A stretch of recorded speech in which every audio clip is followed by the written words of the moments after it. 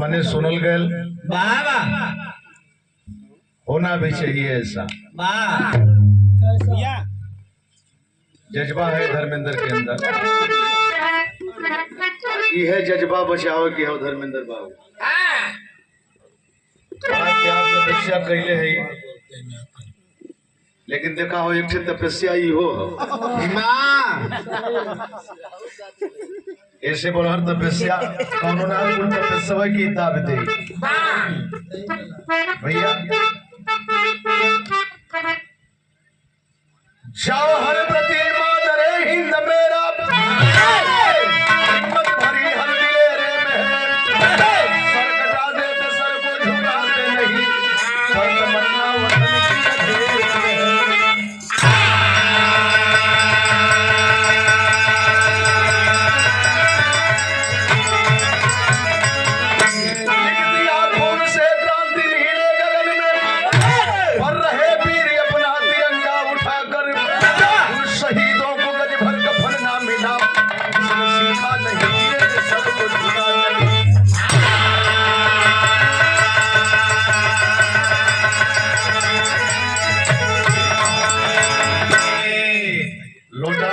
तमाम बिरहा गावल गल। अब वही भाई लोग जो बिरहा का नाम लेला है फौजी की जिंदगी परसों रात में आखिरकार लोग गवाही दिला रोहनिया बनारस में भैया। हाँ हाँ हाँ नया तौर तरीका से होकर शूटिंग कैल गयल। शूटिंग के दौरान अच्छी अच्छी नायिका शामिल रहली और बिरहा शीर्षक रखल गल फौजी का जिंदगी एक पहचान बनौलस। एक पहचान बनाई, कलाकार तो गाए ही, लेखक लिखे ही, लेकिन फिल्म वाले भी इस बिरहे की नकल किए। एक ठे प्रसंग गाओ जाते ही संकेत हो अल्लाह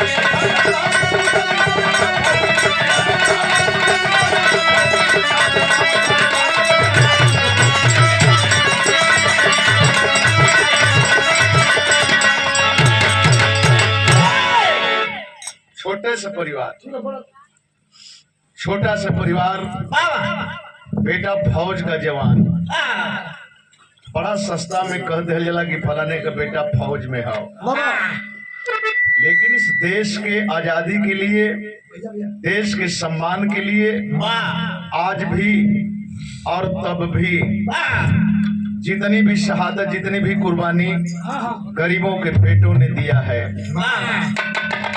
शायद किसी ने बराबरी नहीं कर सकता, लेकिन फिर भी उनके शहादत को भी कभी कभी लोग अंगुली उठाते हैं। वो कैसे? चाहे हिंदू हो चाहे मुसलमान हो, किसी भी धर्म जात का लोग हो, लेकिन इस देश के लिए भैया हो। आए हाय 1857 में दुइये क्रांतिकारी ऐसा साबित भइले जेकरी ऊपर 50 हजार का इनाम। कौन कौन? और 1857 में 50,000 इनाम। जानते हैं आज के आंकड़े में कितना? कितना? 30 करोड़। के बाद 1857 में आज का उसकी कीमत इतनी मानी जाती है।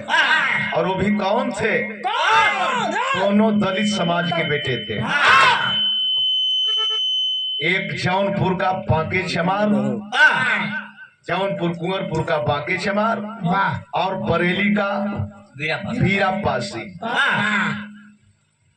दुश्मनों के घर में घुस के मारने वाले भैया भैया तीनिये थे। कौन कौन? यहाँ लड़े मारे मरे ये बात अलग है, लेकिन उनके घर में जाकर के अगर दुश्मन के छाती पर चढ़ कर के गोली मारने वाले थे तो आपके समाज के लोग थे। एक मदन लाल ढींगरा, एक चूहर चमार का बेटा वीर उधम सिंह, एक पृथ्वीराज चौहान। ये तीनिये लोग थे। बाहर में यहाँ लड़ने वाले बहुत लोग थे, चाहे हम हो चाहे आप हो, लेकिन दुश्मन के घर में घुस करके मारने वाले 3 लोग थे। आय हाय बेटा फौज का जवान हो गल, छुट्टी से घरे आयल, घरे अले के बाद बिरादरी के लोग लाइन लगा दे। केहू का बेटा अगर नौकरी पा जाता तो ओकर कीमत बढ़ जाती। शादी भइल, बढ़िया लड़की देख के भैया हो। दुल्हन आ गई।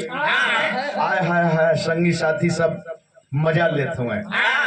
संगी साथी सब छीटा कसी करत हुन का हो मास्टर साहब आज गोल्डन नाइट है। मतलब अब मास्टर ने बताई है गोल्डन नाइट बिटोले हो के ना बिटोले हो गोल्डन बाबा हो जाए। ना। हाँ गोल्डन बाबा वो कहीं के ना चाहिए। अब बतावा वो काला धन ना आए कई करोड़ का गहना वो बाबा ससुर के पहले के काजे गोल्डन बाबा का वो बल्कि छीन के गरीबन में बांट देवे के रहत, दान कर देवे के रहत, तो केहू को उपकार हो जाता। और बाबा इतना दौलत पहन के कुंभ के मेला में आके दिखावत हुवन। गोल्डन बाबा आय हाय भैया सोचे जहाँ गरीबी है वही जन छापा पड़त है। जहाँ गरीबी हो जन छापा पड़त हो, और जहाँ छापा पड़े के चाहिए वो जन कोनो मतलब ना है। केकर दोस्त देहल जा, दोस्त अपने है, अपन समझदारी रखे के है। हाय हाय हाई देखे सुहाग रात वही इंतजार है, संगी साथी मजा लेते हुए। और तबले एगो डाकिया लेटर थमावत हो, लेटर पढ़त हुए तो सोचे लगले, संकेत हो तर्ज लगल।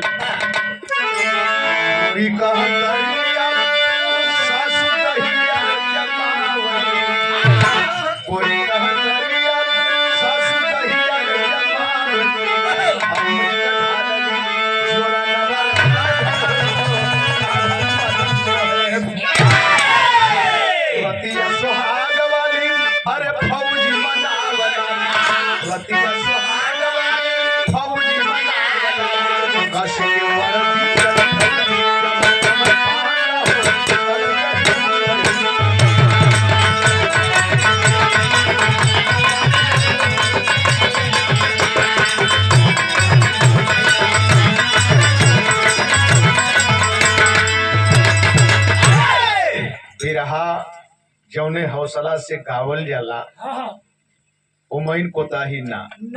आप 5 आदमी परमेश्वर के समान होगा। नंदलाल कही है पहचान है, 5 आदमी भगवान है। बड़ी अच्छी बात छोटे भाई ने कहा है कि आप हम लोगों के दाता हैं, जीवन दाता है, भाग विधाता है, माता भी है और पिता भी है।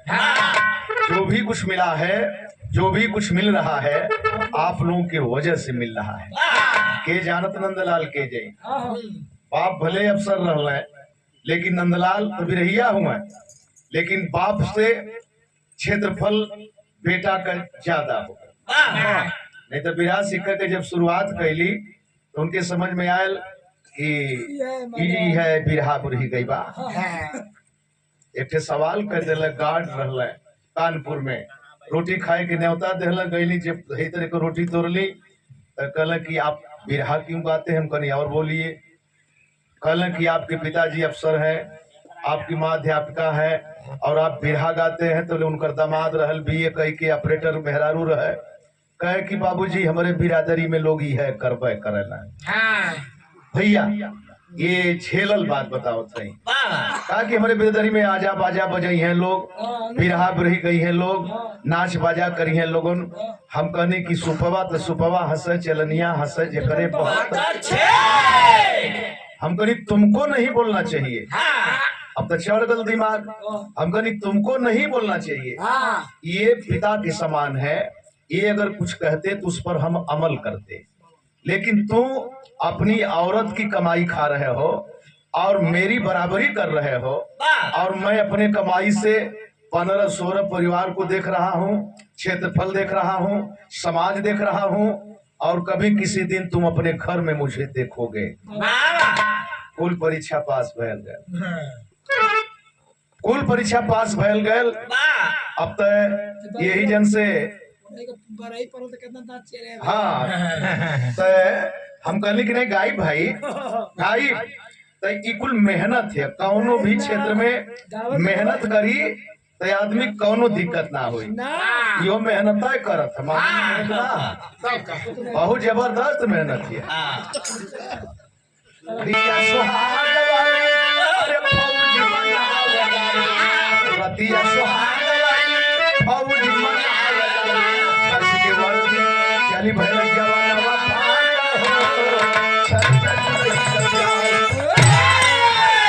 सुहाग कोठरी में गई, दुल्हन पैर पकड़ के हट गई, और जब हट गई तो हंसन लगलन।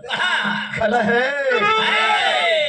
रतिये भर रहब, खेलब, हंसे के है, बोले के है, बतियावे के है, सवेरे हमके ड्यूटी पर जाए के है, सरहद के बुलावा है।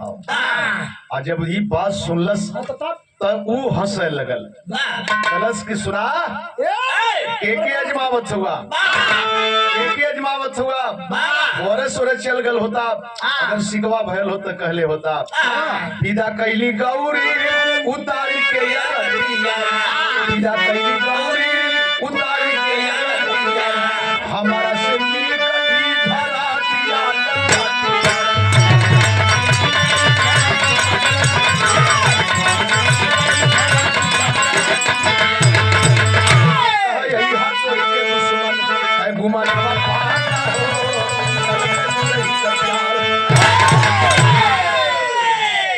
बड़ा खुश भइल है, नई नवेली दुल्हन के मुंह से ये बहादुरी की जज्बा की बात सुनकर के फौजी बहुत खुश हुआ। सवेरे का एक पता चलल विदाई हो, जवान जाए के तैयारी कर दिल। आय हाय हाय हाय लोग कहल रे भैया भाई तो महीना भर के छुट्टी रहल है, कहलम महीना भर ना, अब 2 मिनट रहल एक बहादुर फौजी के लिए कायरता है। यह शान मेरे दिल पर तुम्हारा है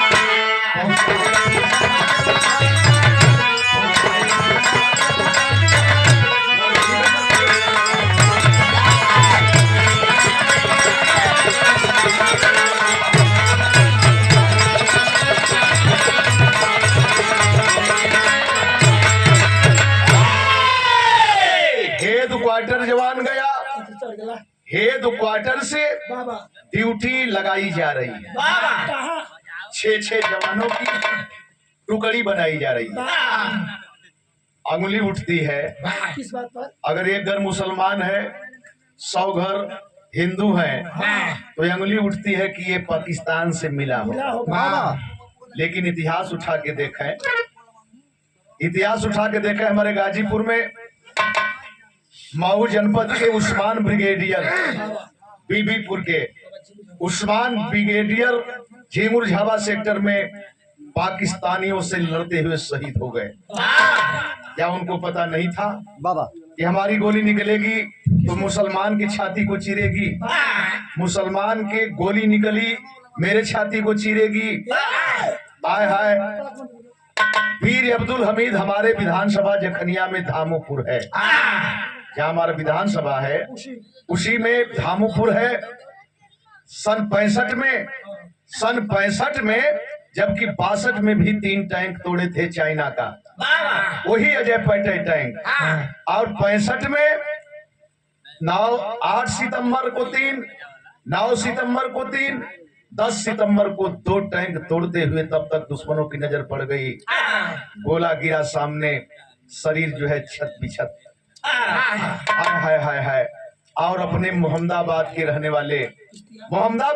वाले 2 भाई इश्तियाक अहमद, इम्तियाज अहमद कारगिल के जंग में शहीद हो गए। और कारगिल के जंग में तो गाजीपुर का एक भूमिका, अहम भूमिका, 19 लाश केवल गाजीपुर में आई है। 1 2 6 4 6 ना, 19 लाश कमलेश सिंह के साथ, शेषनाथ यादव के साथ लाइन लग गई। रोज खाली बस समाचार में यह होकर कि गाजीपुर में फलाने का लाश जाती है। 19 लाश बहुत कुछ कहावले, कौनो महीना कौनो समय बाकी ना हो। और गाजीपुर में एक गाँव ऐसा हो जो गाँव का ना हो गहमर। गहमर एशिया का सबसे बड़ा गांव, जहां उसके लिए अलग से वैकेंसी आती है, अलग से 10,000 जवान होंगे ये समय 10,000 जवान लोग गाँव में होंगे। तो देखे जवानों की टुकड़ी बनाई गई। नासिर मुसलमान के नेतृत्व में 6 जवान चले, और जब चले सरहद के करीब में पहुंचे तो तर्ज लगल मास्टर साहब, जानत हुआ कौन?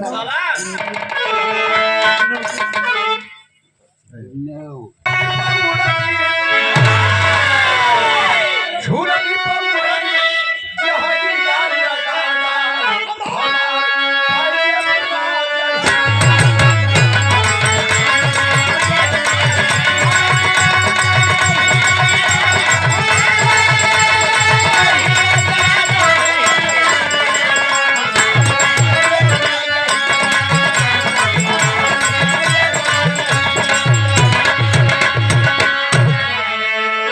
धर्मेंद्र बाबू ये कुल ट्रेनिंग अपने ऊपर देखा, पकड़ा दे,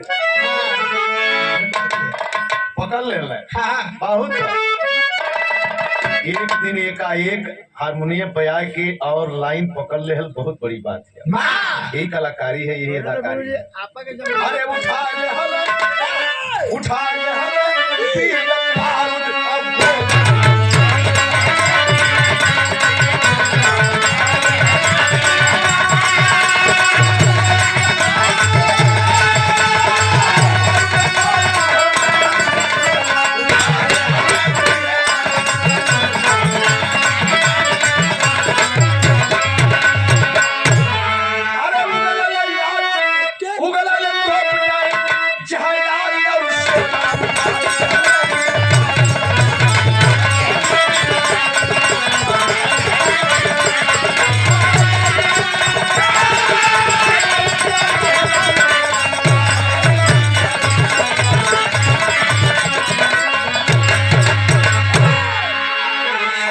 करीब में पहुंचने के बाद पता चला दुश्मन बड़ी ऊंचाई पर है। दोनों सरहद, इधर चाइना का बॉर्डर और इधर पाकिस्तान का बॉर्डर, दोनों बॉर्डर पर बड़ी ऊंचाई पर दुश्मन हुआ करते हैं। ऊंची ऊंची पहाड़ियां हैं और यही में खतरा होला अपने जवानन के। दुश्मन ऊपर से आपके देख ली है, आप ऊपर ना देख पाइबा। आप नहीं देख पाएंगे। जवान फैसला लेते हैं कि जब तक ऊपर चढ़ेंगे नहीं, दुश्मन को सामने से देखेंगे नहीं, तब तक हम उनका बाल बांका नहीं कर पाएंगे। लेकिन ऊपर जाए बदे भैया दिन में ना जाएंगे, रात में जाएंगे। और रात में जाएंगे हम, वो भी चौकन्ना जाना है कि दुश्मन की नजर कहीं न पड़ जाए। अश्वनी कुमार कारगिल के जंग में जब ऊपर चढ़े लगने लोग, टार्च का स्विच 1 सेकंड के लिए फूक देना जल गल, दब गल, और उतने में दुश्मन का गोली तड़ाक से लगल, पहाड़ से नीचे आ गए। जवान सोच रहे हैं, बिरहा में कवि जी भाव दिलन मास्टर,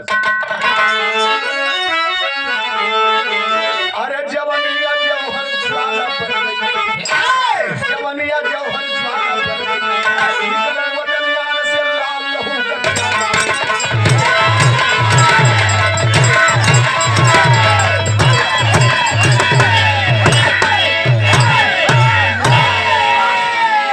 कई हजार ऊंचे फीट ऊपर से दुश्मन निशाना साधे हैं। देखे हैं 4 जवानों को जो पीठ पर गोला बांधे हैं। दुश्मन की गोली निकल पड़ी, माता की ममता सिहर उठी, 4 जवानों की लाश खूनों के अंदर लथर उठी। 2 जवान हो गए लुप्त, ना इनका अब कुछ पता चला। 7 दिन तक हुई खोजाई, गम में भारती वीर भला। बात बिगड़ गई। 4 जवानों को एक तरफ से भेजा जा रहा है, इनके शरीर में गोला बारूद लैस करके भेजा जा रहा है। 2 जवान अपनी राइफल लेकर के साइड से चढ़ रहे हैं। दुश्मन की नजर पड़ गई कि जो 4 सिपाही आ रहे हैं ये भारतीय फौजी है, इनके शरीर में गोला बारूद है। वहीं से साध करके निशाना मारे, चारों के चारों जमीन पर आ गए। जमीन पर आते ही उनके शरीर का ही गोला बारूद फटा, पहाड़ी उड़ गई, उनके चिथड़े चिथड़े का पता नहीं चला।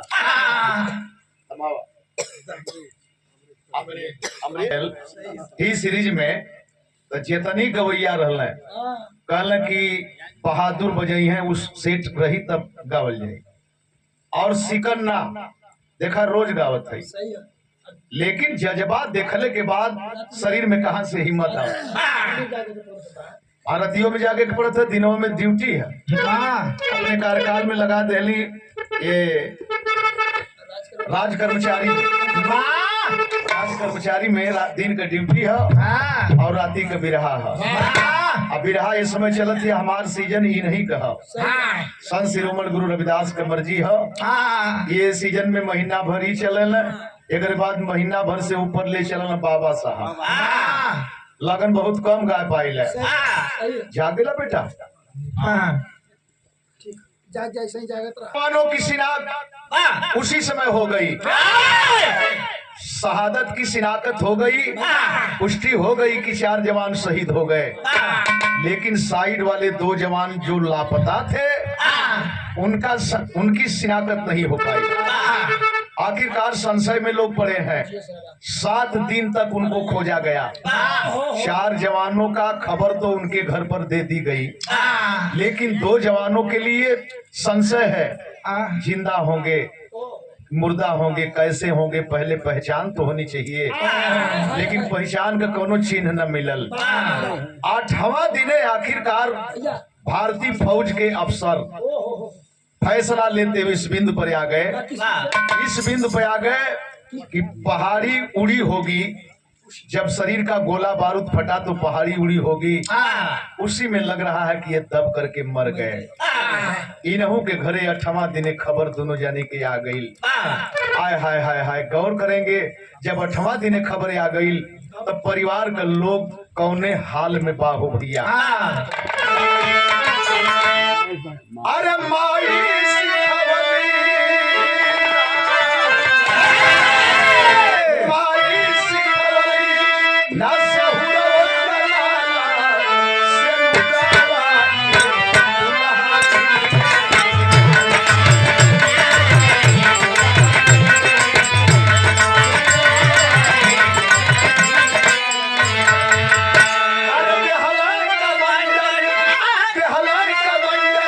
खबर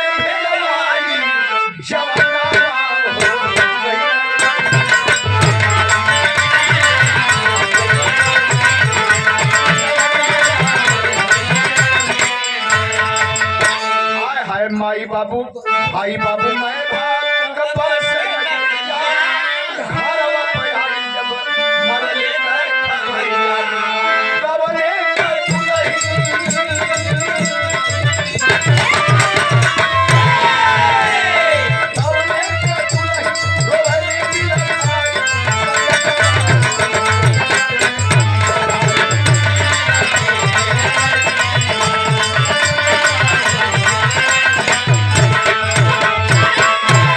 दुलही भाई के लिए रो रहा है, बाप बेटा के लिए रो रहा है, माँ बेटे के लिए रो रही है। लेकिन ओकर का हालात हो जौन दुल्हन एक रात अपने पति के साथ खेलल बोल, केहू का बेटी हो, केहू का बेटी हो, अपने दिल पर हाथ रखे। अगर ये अपने ऊपर ये गुजरी तक का वो समय बताई हो भैया, पाल बिटिया बेहोश हो जाए, पानी छिड़क के लोग होश में ले आवे। लेकिन मेरे बाबूजी तो 1 दिन 2 दिन 3 दिन 4 दिन तक माहौल रहल, अपनी कमी देखे। भैया भैया भैया पियर गमछा किसी को बुलाए हैं और बताएं कि ऐसे जाइए, लेकिन हे हरिया अइले के बाद फिर जोर होखे लगल हमार भाई, सांस फूले लगल है भाई। हमार गुंडा बदमाश तो है जाना, हम शरीफ आदमी है जा, आ वही जंगलवा में अनेरा जाल जा बिना घर गांव के भैया। और भाभी प्रधान पद के प्रबल दावेदार, सुने काम आप लोगों का है। आदमी कम हो बेसी हो इससे मतलब ना, लेकिन लोगों की निष्ठा देखने से हमारा हौसला बुलंद है। इतने कम संख्या में हम तो घरे सोचते रहे कि बड़ा जान प्रोग्राम है यार, उतना दूर जाए कि हाँ कैसे चली, लेकिन यहाँ आने के बाद लोगों के भाव को देखने के बाद खुशी हुई है। ये भैया तो की तरफ से ये 200 रुपए का पुरस्कार सादा कि हमहनों का कहीं न कहीं कमी है। देखे 5वां दिने वो परिवार में एक परिवर्तन हो गए। परिवर्तन कैसन भैल संकेत में कर के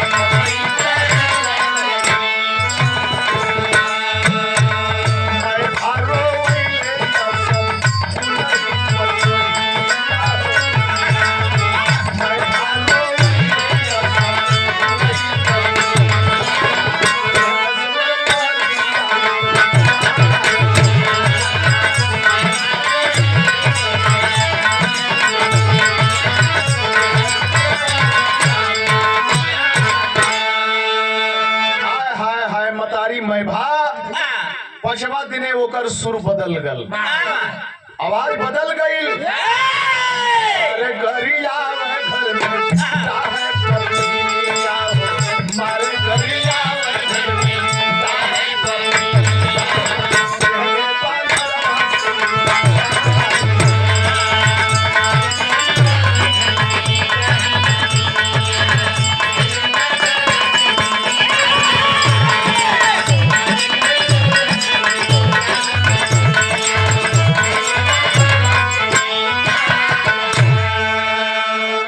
शिरोमणि आप माननीय अध्यक्ष बड़े भैया दयालु साहब ये 100 रुपए का पुरस्कार सादर सम्मान करते हैं।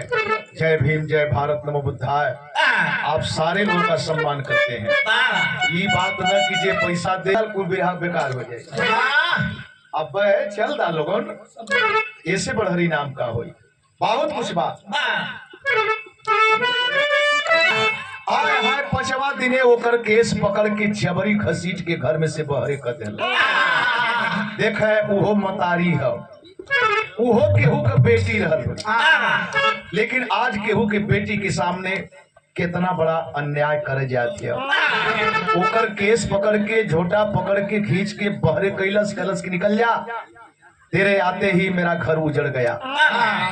आय हाय हाय हाय, चेहरा सामने देखा था। पर्दा हट गयल, गांवपुर के लोग जुट गए मर्द मेहरारू, लेकिन केहू का हिम्मत ना पड़त है कि केहू कह दे ओकर का दोष है। शहीद हो गए जवान तो ओकर का दोष है, लेकिन केहू बोल ना पौलस। अच्छा तो वो लड़की समझ गई कि हमार मदद करे वाला केहू ना हो। नंगे पांव देखे दरवाजे से रोती हुई बिलखती हुई चल देती है। जा रही है, सोच रही है मैके चली जाऊं, मौसियाने जाई, फुफोरे जाई, लेकिन जहां भी जाई हर जगह ई मेहना ताना का परछाई हमारे पीछा करी। वही से चलती जा रही है, चलती जा रही है। गई कहां पर? अरे उधमपुर में पहुंची जहां बुढ़िया मरहरिया,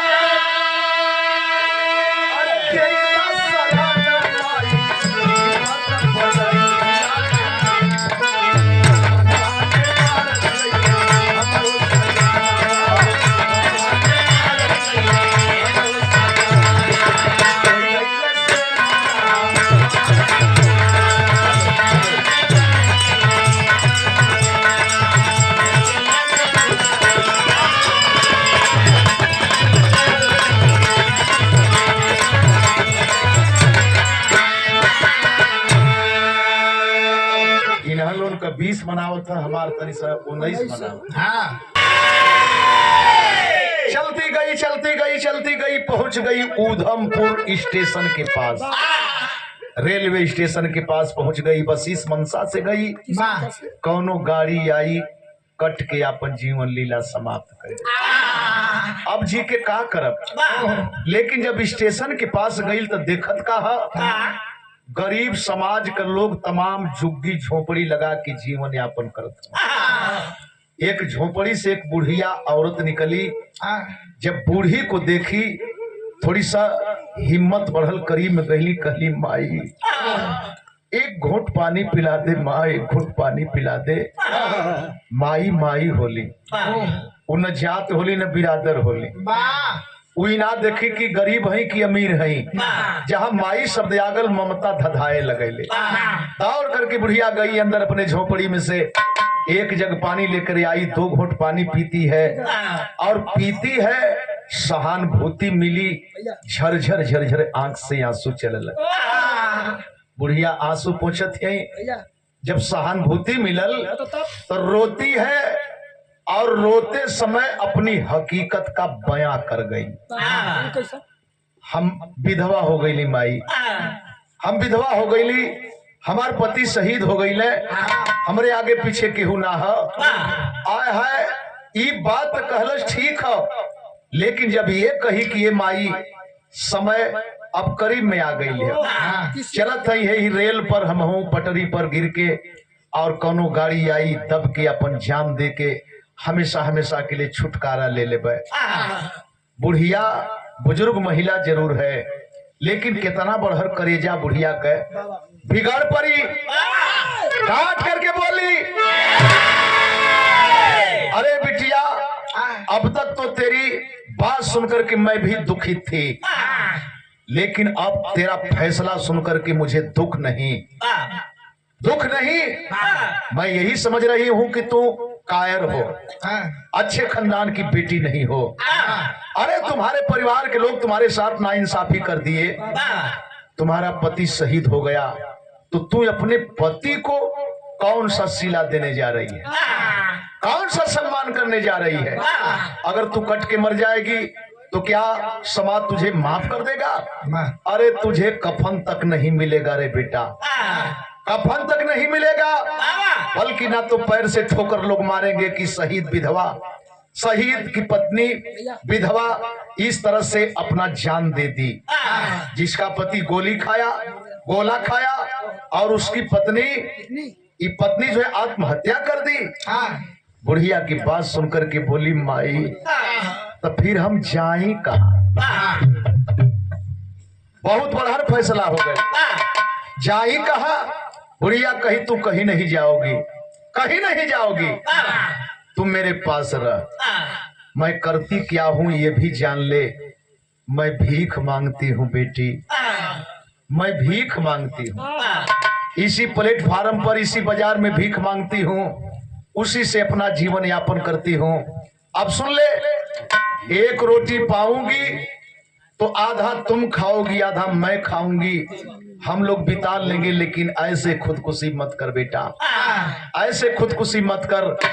अच्छा तो बुढ़िया के सांत्वना पर हिम्मत बढ़ल, बुढ़िया के झोपड़ी में रह लगली।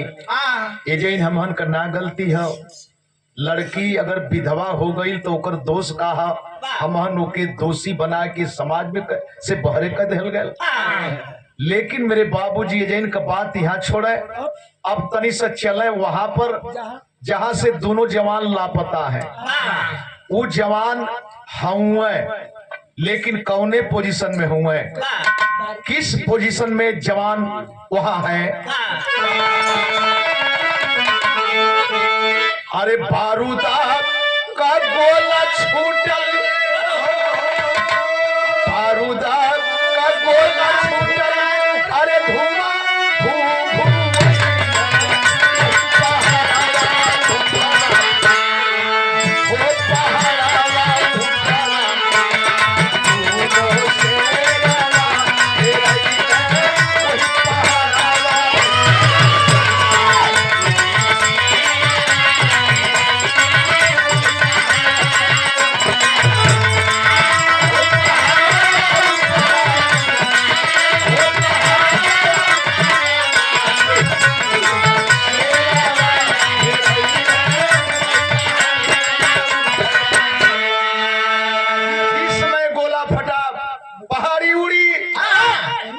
जवान पूरी तरह से घायल होकर के गिर पड़े। गिरे कहा? गिरत परत कईल झेलम, अरे नदिया के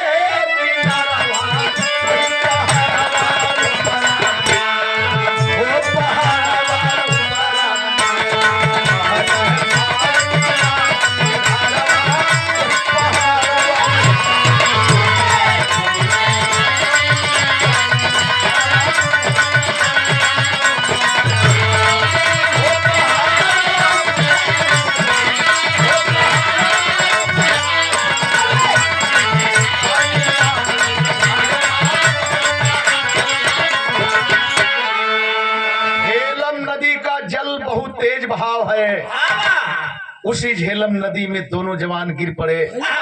लेकिन जानते हैं किस पोजीशन में गिरे? बेहोशी हालत में गिरे। अगर बेहोश नहीं रहे होते तो शायद पानी पी करके डूब करके मर जाते। चोट लगी थी, बेहोश थे, बहते बहते कोई आगे है कोई पीछे है, कोई आगे है कोई पीछे है, बहत बहत गई मीलों को सदुरला।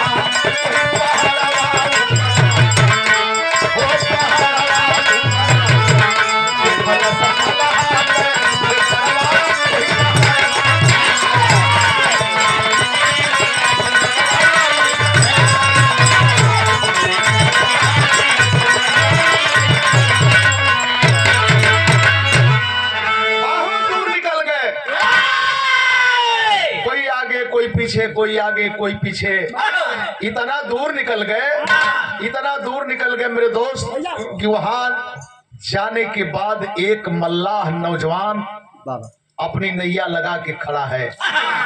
और वो मल्लाह कहाँ का रहने वाला है? न भारत का है न पाकिस्तान का है, चीन का रहने वाला है, जिसका नाम मामट बताया गया। मामट मल्लाह की जब नजर पड़ी, आय हाय हाय सोचने लगा ये फौजी हो सकते हैं, ये वर्दी में है, पता नहीं मर गए हैं कि जिंदा है, लेकिन बहते आ रहे हैं तो शायद मर ही गए होंगे। लेकिन हौसला किया मामट मल्ला, हौसला बुलंद करके एक फैसला लिया। और जब फैसला लिया तो फैसला ले वाली एक तर्ज आ गई, बहादुर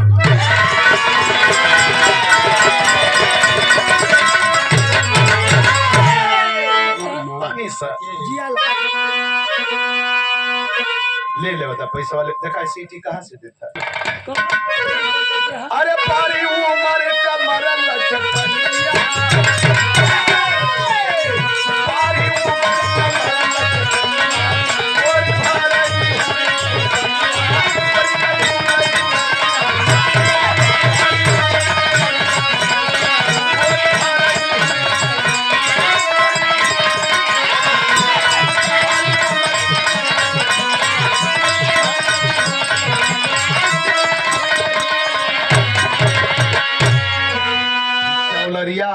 चौलर भी गवा ले, यही में चौलरी भी गवा ले।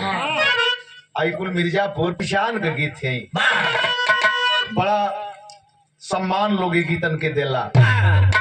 अरे मामट मल्हा देखा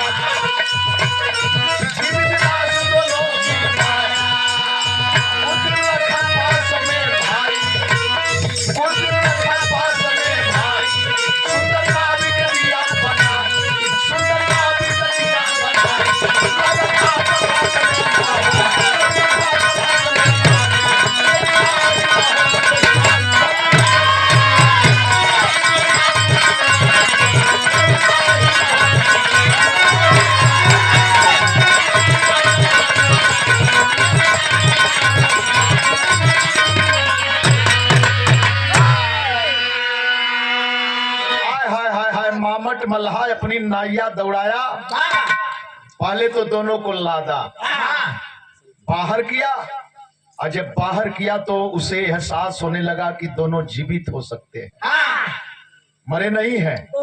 प्राइवेट हॉस्पिटल में ले गया, दवा ववा करवाया। दवा करवाने के बाद जब दोनों के दोनों बेड पर होश में आए, नजर घुमा के देखने लगे तो मामट समझ गया कि कहीं सब बोल न दें, पोल खुल जाएगा। मामट मल्लाह बोला, बोलने का नहीं, बाहर निकलो। और जब दोनों को बाहर निकाल लिया तो मामट बोला, जानते हो तुम कहाँ खड़े हो? भारतीय हो ना? करके बोला, जवानों जानते हो भारत देखो उधर दिखाई दे रहा है, पाकिस्तान देखो उधर दिखाई दे रहा है, यहाँ जो खड़े हो ये चीन का बॉर्डर है बहादुर, और चीन के बॉर्डर से निकल के बच जाना। तुम फौजी हो, तुम्हें तो पता होगा। आए हाय शांत चुपचाप मुंह ताकतवन, जीना चाहते हो या मरना चाहते हो? कौन होगा ऐसा जो कहेगा कि मरना चाहते हैं? जीना चाहते हैं भैया, तो मेरा काम करना पड़ेगा। मैं मछुआरा हूं, मेरी बहुत बड़ी बिजनेस है, मेरे साथ नैया चलाना पड़ेगा, मछली का धंधा करना पड़ेगा। सुनो, खुराकी दे दूंगा, कपड़ा दे दूंगा, तनख्वाह नहीं दूंगा। हरता क्या नहीं करता। लाचारी गजब होले हो भैया, लाचारी गजब होले। दोनों जवान यश कर दिए। यश करने के बाद देखे इतना सुंदर चालक बन गए, नाय का इतना सुंदर चालक बन गए। कुछ दिन ऐसे बीता, एक दिन अचानक दिमाग में दोनों जवान अपने दौड़ाए, याद आ गए, बाबा साहब हम लोग जिल्लत की जिंदगी जी रहे हैं। बाबा साहब ने कहा था 100 साल जिल्लत की जिंदगी से बेहतर 100 दिन इज्जत की जिंदगी जी लेना। लेकिन जिल्लत की जिंदगी 100 साल मत जीना। हम लोग भारत के फौजी हैं और एक मछुआरा हमको बंधक बना करके जिल्लत की जिंदगी जीने के लिए मजबूर कर दिया। आज हम इस बंधन से मुक्ति लेंगे, आज इस बंधन से मुक्ति लेंगे। आए हैं दोनों नौजवान। रात में करते क्या है? रात में भैया यही पर रहा। दोनों नौजवान जब मामट मल्ला खराटा भरने लगा, नैया खोले, विफोर दौड़ाए। जब ही सीमा सरहद रेखा को पार करते हैं तब तक मामट मल्लाह की नींद टूट गई। जब देखा कि दोनों के दोनों फरार हो गए तो बोला कि ये साला हिंदुस्तानी धोखा कर ही दिए। दौड़ा लिया मामट मल्ला, आय हाय दौड़ा लिया, लेकिन कैले का अरे सीमा रेखा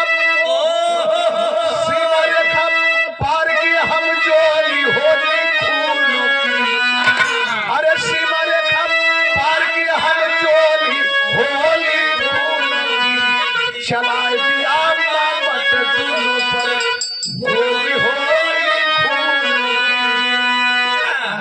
दूर से ही नैया दौड़ा करके अपनी गन से साध करके निशाना मारा, पंकज की छाती को गोली पार कर गई। छूट गए भारतीय तटरक्षक, आवाज रात में सुनते हो, पंकज की लाश लोहू में नाचन, देखी के माथा टनटे हो। अरे हम हिम्मत सिंह कहा भेद व खोली होली खूनों की, खोज उठे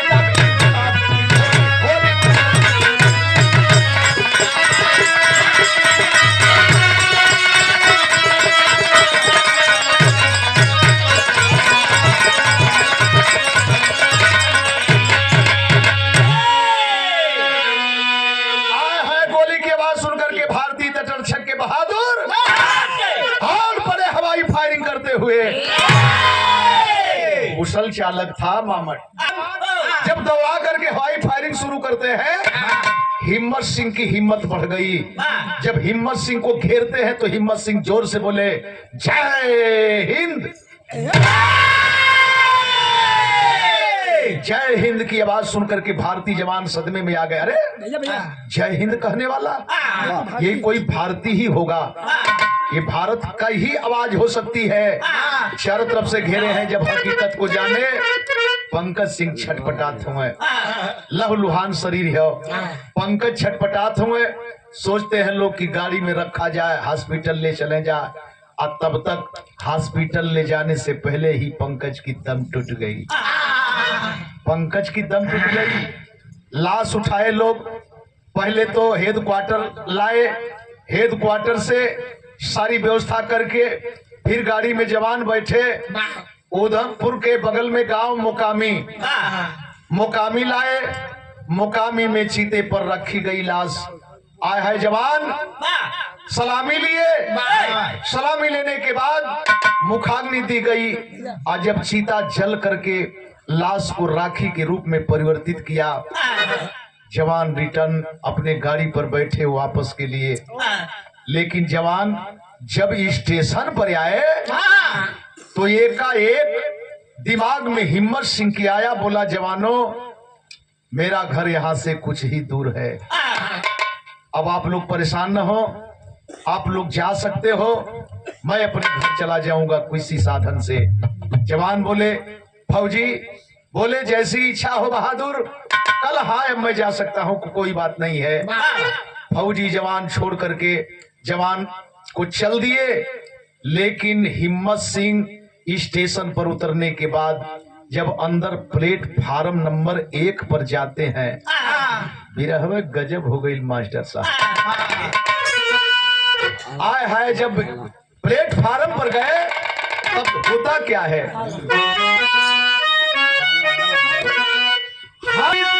मितवा कलसिया जरा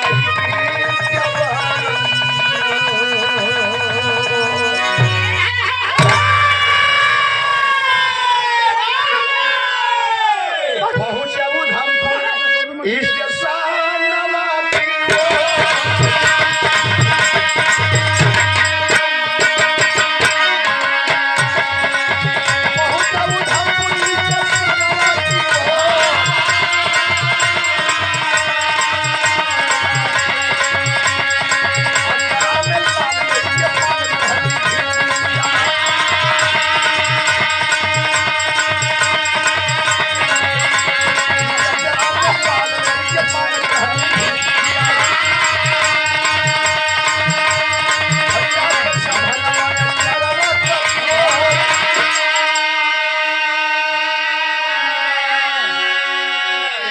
समय किया ऊपर फैली बहुत ज्यादा। देखता क्या है, एक नौजवान महिला अपने गोद में बच्चा दबाई है और लोगों के सामने बच्चे को दिखा दिखा करके भीख मांगती है। बच्चे को दिखा करके भीख मांगती है। जवान देख रहा है। अभी पलक झपकी ही पहुंच गई हिम्मत सिंह के पास में पवरी।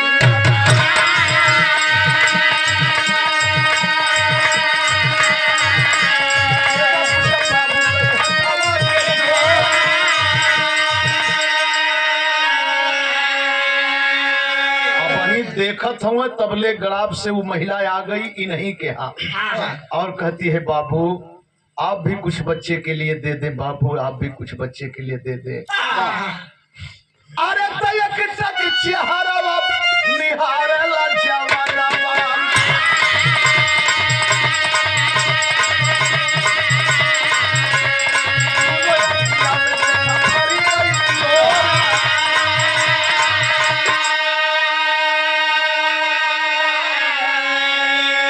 आवाज सुना जवान अवाक होकर के नीचे ऊपर देख रहा है, आंखें फाड़ फाड़ के यही सोच रहा है अंदर, अरे हम सकल लगैले जैसे गौरी मरदुलहिया।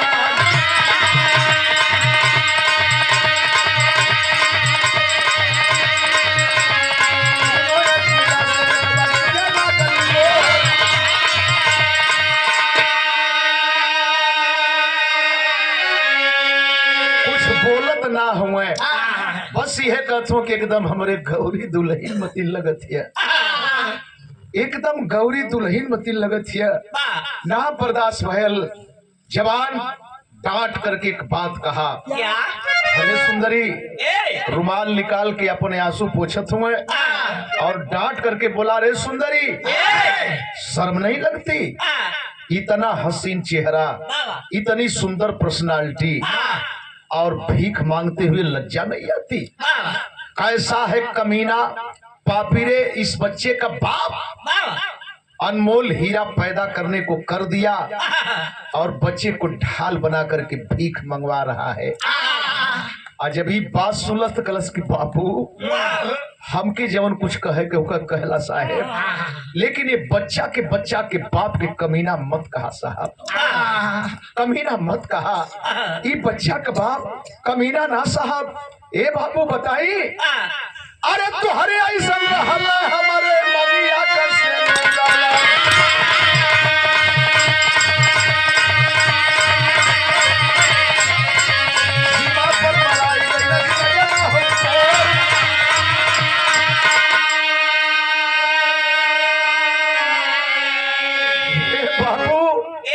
हमहू खानदानी कोनो बाप के बेटी रही है हो, ऊंचे खानदान में ब्याहल गईली, एक रात हमारे साथे खेल और यह निशानी हमके दे के फंसा देले।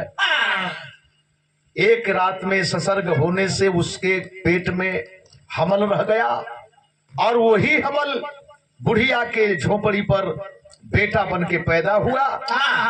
ये बाबू कहिए इस शरीर आज तक लौकत ना, लेकिन ये नहीं के पाए के जियत है बाबू, नहीं के पाए के जियत है।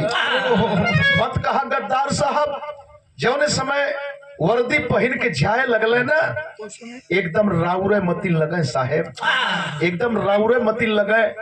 अब तो घबराहट इनकर बढ़ल जाती है। आखिरकार पूछ दिया जवान, कहाँ की रहने वाली है सुंदरी? का करबा पूछ के बाबू, का करबा पूछ के वो हर मना भी करथिया और हर बक देहलस। अरे नौआ बनौरी पर करन पुरसा सुंदरिया,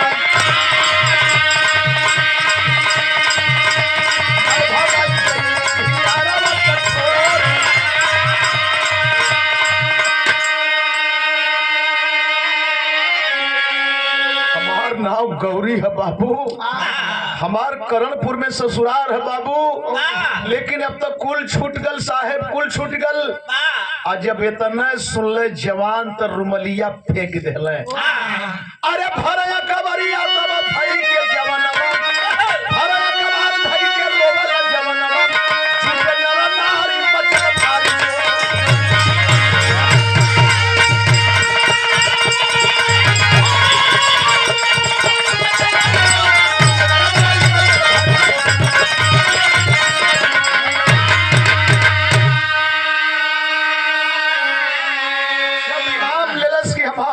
गौरी है बाबू, हमार करणपुर ससुराल है। रुमलिया फेंक के अखबार में तब बोला कल गौरी, अरे तू इस पोजीशन में गौरी, तू इस पोजीशन में। और तबले तब प्लेटफार्म पर भीड़ जुट गई। दुकानदार अपन अपन दुकान छोड़ के दौड़ले, एक और आंसू पोछत हुए, एक और अपनी बतियावत का हो कहत रहल गल है ना कि भिखारी ना है, एक तो भिखिए ना मांगे आवत रहल है। भिखारी का भेख होला, लेकिन जे देहलस वो ठीक, जे ना देहलस वो ठीक। गौर करेंगे, आखिरकार सच्चाई सामने आने गई। वही बीच में रोवते कुछ लोग आवाज दे देले, एक और आंस पोछत हुए, एक और आवाज दे देले, का कहले, अरे रोमन नर नारी, रोमन नर नारी न बहावा नीरवा, अरे तले जा दुलही के भवनवा भारत नीरवा।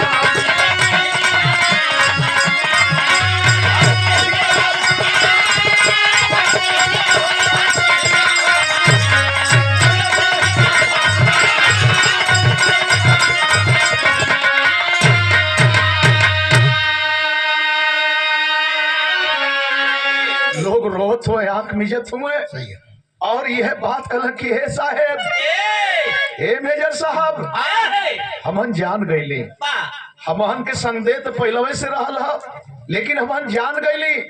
अब लेट मत करा, पहले लेके बीबी बच्चा के घरे जा। सरकारी आदमी प्राइवेट कार मंगौले, कार में बीबी बच्चन के लेले, बीबी बच्चन के लेके कैले का, अरे बीबी और बच्चा लेके आई है भवनवा, जाके माई मैं भाग चुमल चला।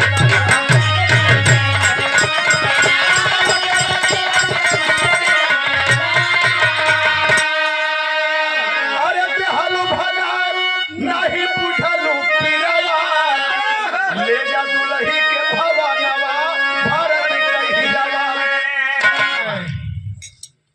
हिम्मत सिंह जिंदा हुए, आयल हुए, और बीबी बच्चा लेके आल हुए। मेला लगल जे के नहीं पहुंचे कि वो दुआरे पहुंचल, लेकिन सारे लोग देखत हो, केहू कुछ बोलत ना हो। जाके मतारी के गोड़ धैले, बाप का गोड़ धैले, माई से कहले, माई माई हो न, अगर हम शहीदे हो गईली, वो केहू का बेटी है ना, ओकर का दोष है मई, ओकर का दोष। अगर कहीं ई मामला तोहरे ऊपर परत माई, तो तू का कर, तू ठीक ना कैलू, तोहरे अंदर लालच हो गई, लालच हो गई कि बेटा मर गयल तो एहू के हटा दा, नहीं तो हकदार बनी। अरे औरत हो के औरत का पहचान परख ना कैलू, ये तना तो बुझले हो तू क्यों करे पेटे में हमार खून पलत था। भाई ठीक ना कैलू, तो हसे अच्छा तो भीख मांगने वाली मतारी निकलल, तो से बढ़िया निकलल। तोरे अंदर स्वार्थ हो गयल, धन का स्वार्थ हो गल, घर का स्वार्थ हो गल, रुपया पैसा का स्वार्थ हो गयल। ए माई, हम देश का रक्षक हैं, हम सरहद का सिपाही हैं, हम तोहरो रक्षा करीला, भारत माई का रक्षा करीला, देश के सम्मान के रक्षा में हम हमेशा ड्यूटी देला। अगर हमार शहादत हो ही गई तो एकर शहादत तू कह देलू, लालच में कहलू ना। एक बात सुना, अरे लेके रहा माई, लेके रहा माई अपन घर दुआरा, तुहरी ऐसा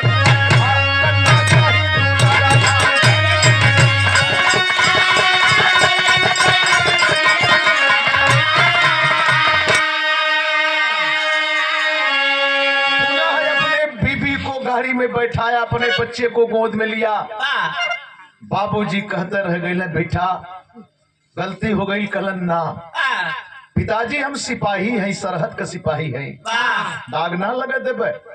लेके गाड़ी में बैठा करके पुनः स्टेशन पर गया, और स्टेशन पर जा करके उतर करके आए है उस आसियाने के करीब में पहुंचा। बोला, माई, उस भिखारन बुढ़िया से दूर से ही आवाज देता है, माँ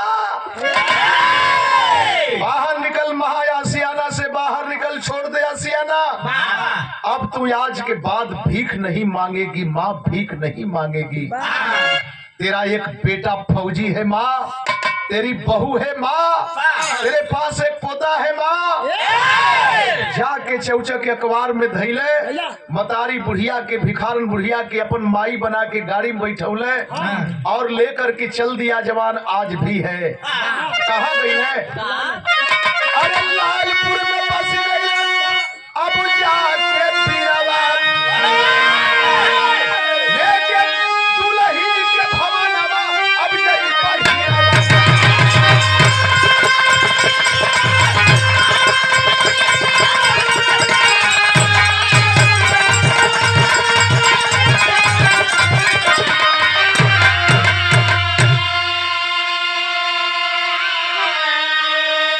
लायलपुर में गए, जमीन लिए, आशियाना बनाए।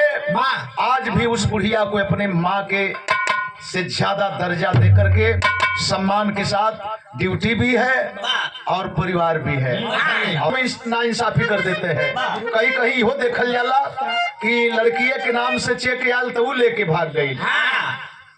कहीं कहीं देखल जाला कि माई बाबू बिलखत रह गई है और सारा दौलत दूसरे के हाथे में हो गई। कहीं कहीं देखल जाला कि पैसवा वैसवा लेके दूसर बियाह कर लेलस। तो हर जगह कमी हो, वो कमी के हर आदमी के मिल के सुधारे के पड़ी। गुरु बिहारी, गुरु गणेश, गुरु रामलाल मन भाए, विमल चंद्रिका कवि सब बच्चन भी आस बहाए।